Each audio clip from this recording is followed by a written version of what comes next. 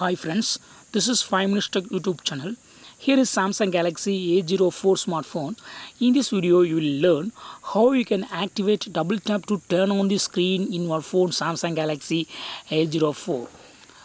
Double tap to turn on the screen means after locking or turn off your screen, if you double tap on the screen will be waked up and screen will be turned on and you can enter into your phone. As of now it is turned off because I double tap on the locked or screen and it's not yet open. Okay, so if you want to activate double tap to turn on the screen, what you have to do is just go to the settings in your phone and go to advanced features and go to motions and gestures, and here first option is available, double tap to turn on screen.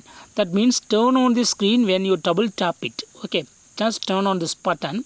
Now turn off your screen or lock your screen and double tap on the screen. See here, screen is waked up. Now you can enter into your phone. See here, again I show the demo. So this is called activating double tap. That is, if you double tap on the empty screen, that is locked screen or screen, then it will turn on. Screen will turn on. Okay, that's the purpose here. See here. So in this way you can easily activate double tap to turn on screen in your phone Samsung Galaxy A04. That's all friends. Thanks for watching. Bye.